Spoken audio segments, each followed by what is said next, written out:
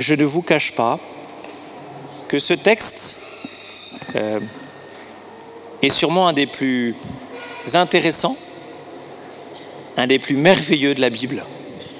Et comme je l'aime bien, je vais parler longtemps. En tout cas, j'espère pas trop longtemps.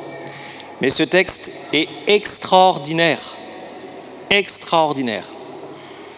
Alors je vais essayer de vous faire rentrer dans ce texte. Je vais essayer, j'ai envie de dire, que ce texte convertisse vos cœurs. Enfin, c'est pas moi qui convertis les cœurs, c'est même pas le texte, c'est l'Esprit Saint. Mais que ces paroles vous pénètrent au plus profond de vos âmes, de vos cœurs, pour que vous puissiez suivre le Christ comme il nous l'invite. Alors, je vous avais dit la dernière fois que j'ai prêché ici, je ne prêche pas tous les dimanches, c'était il y a 2 semaines, je vous avais dit que les chapitres 9 et 10 de Saint Marc sont à chaque fois des rencontres, des cas pastoraux. Jésus rencontre des personnes et il en fait ensuite le commentaire. C'est extraordinaire. Depuis le début du chapitre 9, vous avez une situation, un événement, quelque chose qui se passe, quelqu'un vient voir Jésus, discute avec lui, les disciples sont témoins de la scène, et ensuite disent à Jésus, en gros, est-ce que tu peux nous expliquer ce que tu as fait ?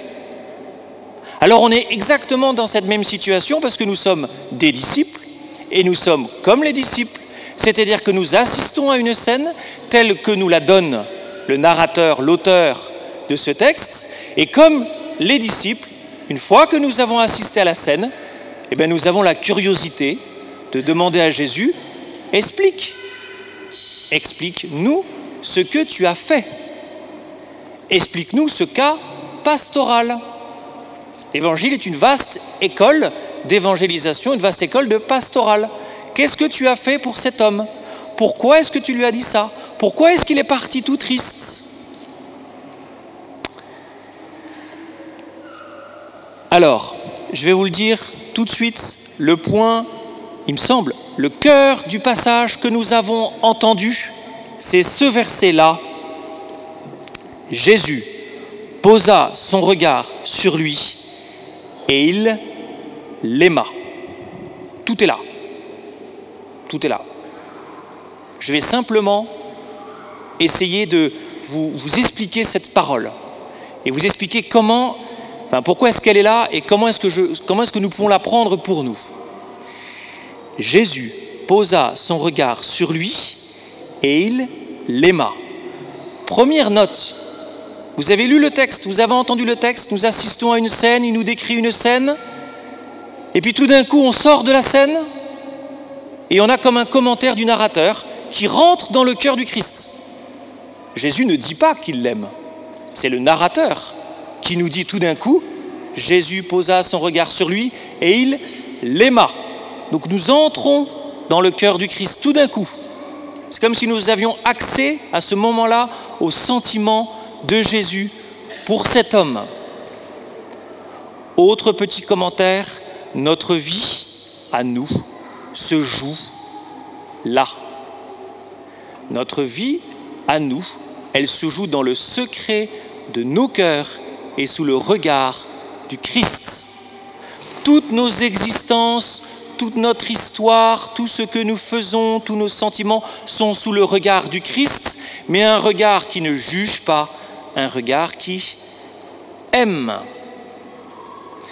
Et l'enjeu de nos existences, comme l'enjeu de cet homme, c'est de vivre sous ce regard d'amour. Ça, c'était un préambule. Alors, ce jeune homme, je dis jeune parce que la tradition a toujours retenu comme étant un jeune homme, alors que le texte dit simplement un homme. Un jeune, parce que c'est une extrapolation de cet homme avait de grands biens, parce que la jeunesse, c'est un bien. Ceux qui ont moins de... 30 ans. Ceux qui ont moins de 30 ans, que faites-vous de cette richesse qu'est votre jeunesse ? Une richesse, on le place à la banque, on investit, ça rapporte. Sinon, ça ne sert à rien. On capitalise. Une jeunesse, c'est un capital. Qu'est-ce que j'en fais pour que ça fructifie? Alors, cet homme, c'est ce que les jeunes appellent un BG. Tout le monde n'a pas compris, les plus de 70 ans peut-être n'ont pas compris. Plus de 60 ans, ils ont compris, non. Un BG, c'est un beau gosse. C'est le blond de Gad Elmaleh. D'accord? C'est celui qui réussit tout, honnêtement. Honnêtement. Est-ce que l'un d'entre vous s'est senti concerné par ce type? C'est-à-dire, est-ce que l'un d'entre vous s'est senti comparable à ce type? Est-ce que l'un d'entre vous s'est dit, ce mec, c'est moi? Les femmes aussi peuvent se comparer à cet homme. Est-ce que l'un d'entre vous s'est dit, c'est mon cas? Est-ce que si je me présente devant le Christ, que le Christ me met en perspective la vie éternelle, c'est-à-dire la mort et la résurrection et la vie pour l'éternité dans le paradis, et qu'il me présente tous les commandements qui sont liés aux autres, que je vois, à mon prochain, qu'il me présente tous ces commandements et que je dise, sans problème mec, je les ai observés depuis ma jeunesse. Qui? N'hésitez pas, parce que vous aurez un témoignage à donner. Il faut s'édifier les uns les autres, vous savez. Qui peut me dire ça? Moi, je ne peux pas. Perso, je ne peux pas. Je ne peux pas dire comme cet homme, tous ces commandements, je les ai observés. Je ne peux pas dire devant Jésus, oui, oui, je les ai observés. C'est pas possible. Enfin, en tout cas, moi... Donc ça veut dire quoi? Ça veut dire que ce type, il y a quelque chose d'un peu irréaliste. C'est un peu une icône. Mais c'est une icône, c'est une exagération. Ça ne veut pas dire que ce type n'a pas existé, ça ne veut pas dire qu'il n'y a pas des types bien. C'est pas ça. Mais il y a comme, le texte essaye de nous faire prendre conscience qu'il y a quelque chose chez cet homme qui est comme exagéré. Et en fait, on va tout comprendre quand, dans la suite du texte, il nous est dit, Jésus posa son regard sur lui et il l'aima. Une seule chose te manque. Qu'est-ce qu'il manque à cet homme? Il a tout. Non seulement il a tout, c'est-à-dire qu'il a de grands biens, c'est-à-dire que nous, spontanément, on pense qu'il a un bon compte en banque, qu'il a une belle baraque, qu'il a un 4x4 noir avec beaucoup de chevaux, qu'il a une Harley Davidson qui fait beaucoup de bruit dans la rue. Bref, il a tout. Il a un bon job, il a sûrement une femme. Je ne vais pas donner le nombre d'enfants parce qu'après, 3 beaux enfants, 4 beaux enfants, enfin, tout est en pleine bonne santé. La santé, c'est une richesse aussi, c'est un bien. Tout le monde va bien. Et Jésus lui dit, une seule chose te manque. Qu'est-ce qu'il manque à cet homme? Et j'ai envie de dire, il lui manque vraiment rien puisqu'il est même capable de dire à Jésus, tous les commandements, je les ai observés. Le mec, il est impec, pas spirituellement, justement. Moralement, humainement, psychologiquement, il est parfait. Ça existe. Il y a des gens qui sont très équilibrés. Pourquoi pas? Une seule chose te manque. Qu'est-ce qui manque à cet homme? C'est l'amour. Qu'est-ce qu'il manque à cet homme? C'est l'amour. Le driver du Christ. J'emploie un mot anglais. C'est un peu psychologique. Nous avons tous des drivers. Il y en a certains, c'est soit parfait, l'autre, c'est soit fort. Le driver du Christ, c'est aime. Aime. Respecte l'autre. Sois bienveillant. Sers. Etc., etc., etc. Aime. Qu'est-ce que le Christ va ensuite dire à cet homme?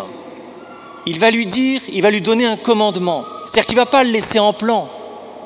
Il ne va pas simplement lui dire, aime. Il va lui donner le secret, non pas de l'amour peut-être, mais le secret de l'apprentissage de la loi, le secret de l'apprentissage de la vraie loi qu'est l'amour. Il va lui dire, suis-moi. Vous voulez aimer? Vous voulez avoir la vie éternelle, qui n'est autre que l'amour?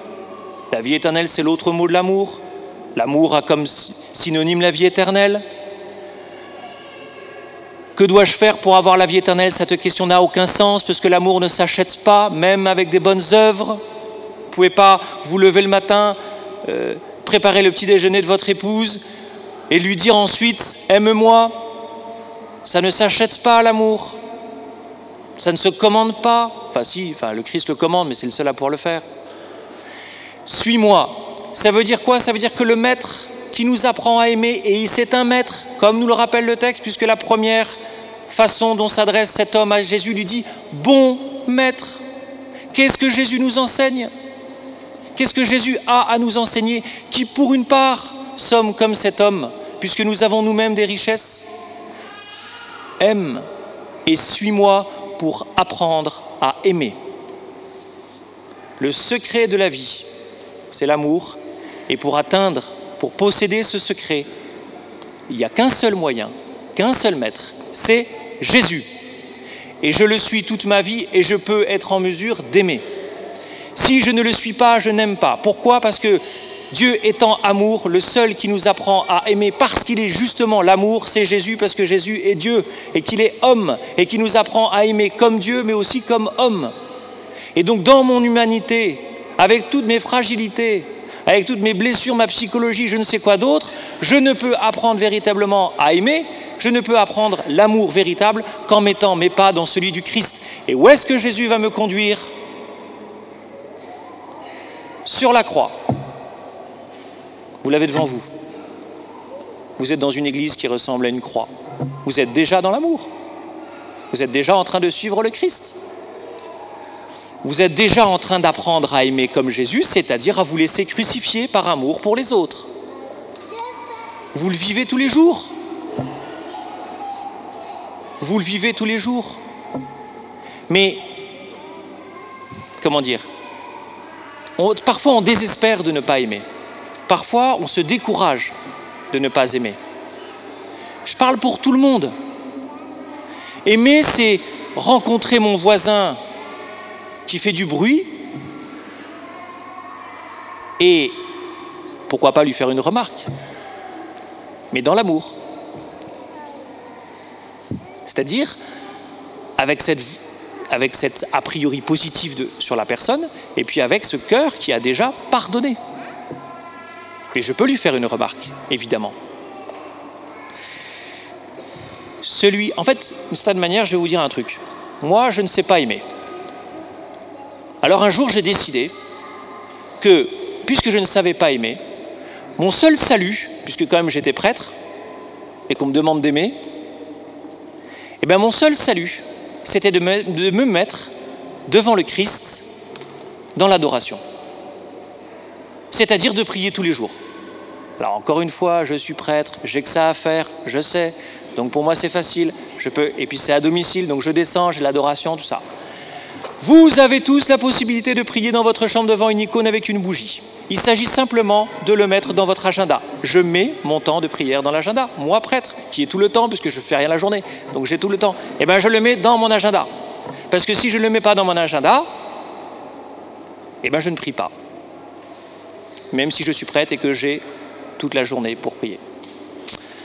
Vous savez quoi? Il y a un combat spirituel dans le monde. Il y a le démon, et le démon qui veut nous empêcher de connaître et d'aimer Jésus, qui veut nous empêcher de suivre Jésus. Donc son premier combat, c'est quoi? C'est nous empêcher de prier.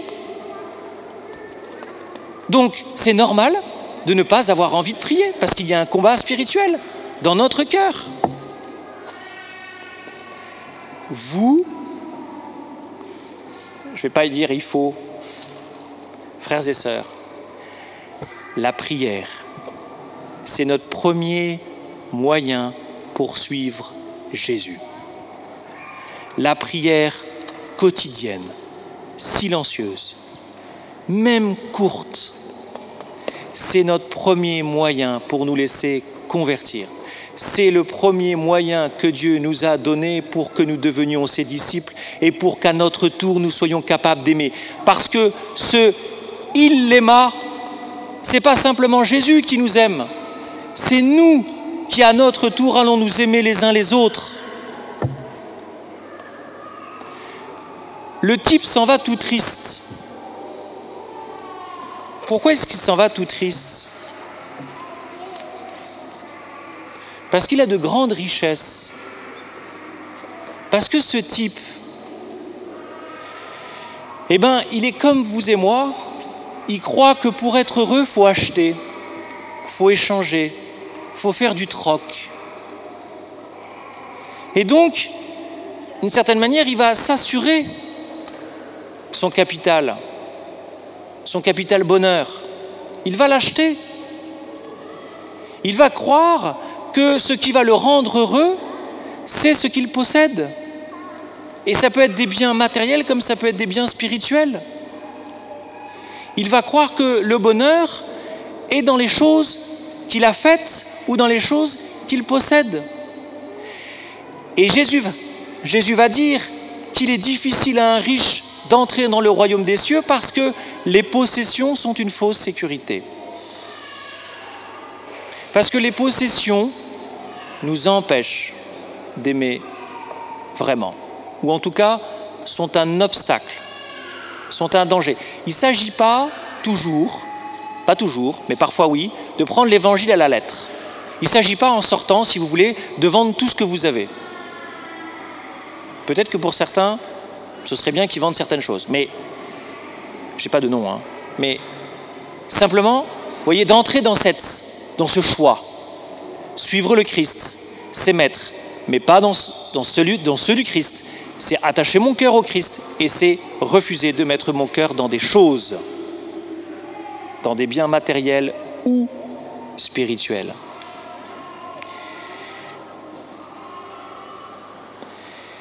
Voilà. Concrètement, vous savez, parce que je vais le répéter, mais c'est de prier. Je ne dis pas que c'est simple. Je dis juste que c'est concret. Je dis juste que aucun d'entre nous ne peut s'excuser de ne pas prier. Aucun. Parce que nous avons tous 5 minutes dans nos journées pour prier. Nous avons tous 10 minutes dans nos journées pour prier. Et quand je dis prier, je ne dis pas dire son chapelet au volant. Faites-le si vous le faites. Prier, c'est s'arrêter, se mettre à genoux, allumer une bougie, rentrer dans une église, se mettre devant une icône et dire « Seigneur, je suis là, et tu es là, et je te parle, et je veux te rencontrer, je veux avoir un dialogue avec toi, parce que tu as quelque chose à me dire, et que j'ai quelque chose à te dire. » Voilà.